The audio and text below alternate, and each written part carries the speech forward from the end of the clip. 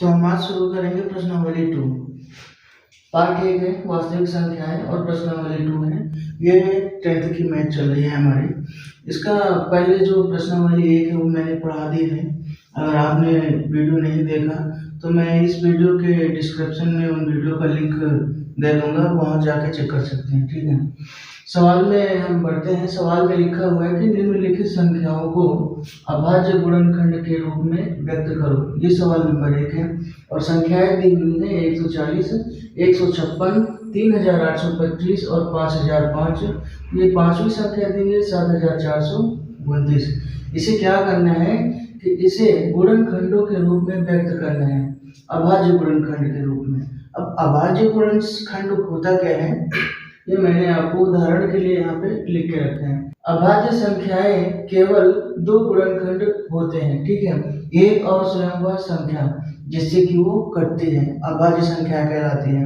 Example के लिए हम बोलेंगे कि जो प्रथम अभाज्य संख्याएं हैं 2, 3, 5, 7 और 11 है। ठीक है, उदाहरण के लिए मैंने लिख के रखा था, इसे मिटा देते हैं।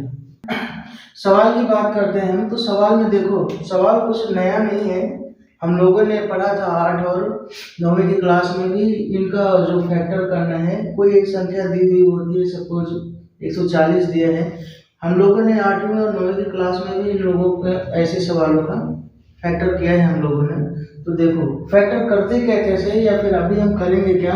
सवाल नंबर 1 लेंगे 140, इसका करना क्या है, इसका अभाज्य गुणनखंड के रूप में हमें लिखना है।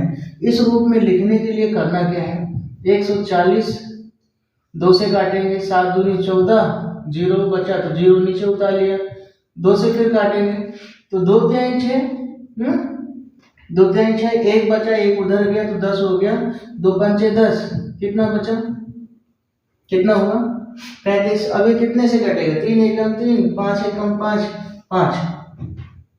5 से काटते हैं, देखते हैं, 5 सत्ते 35, यही होगा ना, 5 सत्ते 35 और 7 एकम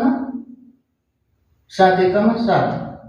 तो इसका जो गुणनखंड हुआ वो कितना हुआ, 140 बराबर 2 गुणे 2 गुणे 5 गुणे 7, मतलब 140 बराबर कितना, 2 की पावर 2 गुणे 5 गुणे 7। ठीक है, यही हमें लिखना है, यही हमें ज्ञात करना है। अब सवाल नंबर दूसरे की बात करते हैं। ये तो हम लोगों ने पढ़ा था ना, 7 या 9वीं की क्लास में हम लोगों ने पढ़ा था। तो देखो दूसरा सवाल में क्या है, सेकंड सवाल में लिखा हुआ है 156, इसका भी हमें क्या ज्ञात करना है इसका भी हमें अभाज्य गुणनखंड के रूप में लिखना है। तो हम यही टेक्निक यूज करेंगे जो हमने 140 में किया है, क्योंकि फैक्टर पाने के लिए हमें ऐसे करना ही होगा। तो कितना करेंगे हम, 156 को कितने से काटेंगे, 2 से, 7 दूनी 14, 7 दूनी 14, कितना बचा, 1 बचा, कितना हुआ 16, 8 दूनी 16, फिर काटेंगे, इसे कितने से काटेंगे, फिर से काटेंगे 2 से, 2 तिहाई 6, 2 तिहाई 6 और कितना बचा 18, 9 दूनी 18, कितना जाएगा, 3 एकम 3, 3 त्रिका 9, 13 एकम 13। इसका जो 156 बराबर 2 गुणे 2 गुणे 3 गुणे 13, तो 156 बराबर कितना, 2 की पावर 2 गुणे 3 गुणे 13। ये हो गया इसका अभाज्य गुणनखंड। ठीक है एक संख्या दी हुई है, हमें उसे एकदम टुकड़े टुकड़े करके रख देना है। ठीक है, कैसे, इस विधि से। इस विधि में हमने 8वीं और 9वीं की क्लास में पढ़ा था, क्या पढ़ा था कि गुणनखंड विधि से ज्ञात करो कि वर्गमूल क्या होता है।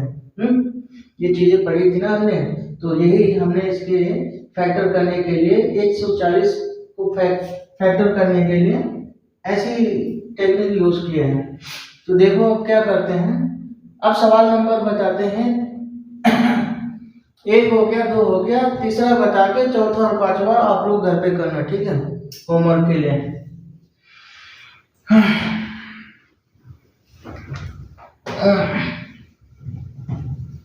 ओके, तीसरे में है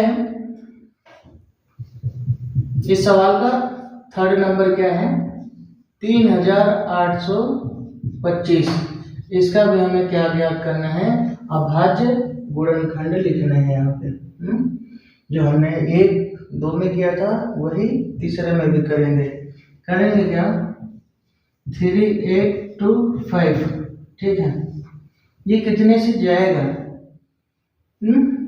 देखो 3 से लेके जाते हैं, 3 से देखते हैं जाएगा कि नहीं जाएगा। 3 एकम 3, 3 दूनी 6, 3 5, नहीं जाएगा 3 से। 5 से लेके जाते डायरेक्ट। 5 सत्ते 35, ठीक है। बचा कितना? 3, इधर आ गया कितना हो गया? 32, 5 छक्का 30, इधर कितना आ गया? 25, 5 पचाम 25, ठीक। 5 से फिर लेके जाते हैं। 5 एकम 5, हासिल आया, इधर कितना हो गया? इधर हो गया 26, तो 5 पचाम 25, इधर हो गया 15, 5 3 15, ठीक। अब हम इसे 3 से लेके जाते हैं। 3 पचे 15, 3 एकम 3। अब इसे कितनी बार लेके जाएंगे? अभी कितनी बार जाएगा? 3 एकम 3, ठीक है। कितना बचा? 21, हुआ कि नहीं हुआ? 17 क्या 51, ठीक है। अब 17 एकम 17, तो इसके जो फैक्टर निकल के आया वो कितना निकल के आया? 5 गुणे 5 गुणे 3 गुणे 3 गुणे 17, मतलब 5 की पावर 2 गुणे 3 की पावर 2 गुणे 17, ये इसका आंसर। अब ये और ये आप घर पे लगाओ, नहीं लगता हमें कमेंट करो, हम बताएंगे। ठीक है।